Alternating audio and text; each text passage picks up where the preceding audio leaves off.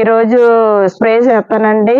ఏం స్ప్రే చేస్తానంటే, ఇది అన్నం ఊరబెట్టిన వాటర్ అండి. 2 డబ్బాల్లో అన్నం మిగిలిపోద్ది కదండి, అది ఒక డబ్బాలో వేసి మనం 30 వాటర్ పోసుకొని ఒక వారం 10 రోజులు అలా ఉంచుకోవాలండి. ఉంచుకుంటే మనకి బాగా పులుస్తుంది. ఈ స్మెల్కి తెల్ల మిల్లీ బాక్స్ బాగా పనిచేస్తుందండి, పోతుంది.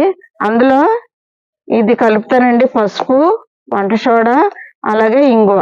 ఈ కలిపి వస్తండి, పురుగు చచ్చిపోద్దండి వంకాయ మొక్క దగ్గర ఉన్నది సోడాకి.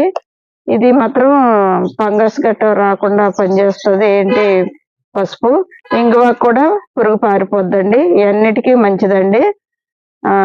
మిల్లీ బాక్స్కి పురుగు పట్టడానికి అన్నిటికీ మంచిది. ఇవన్నీ వేసి ఇప్పుడు స్ప్రే చేస్తానండి. ఇది ఫస్ట్ ఇలాగా వాటర్ అన్నం అండి అడుగున ఊరబెట్టాను చూడండి, ఇది ముందు ఒకసారి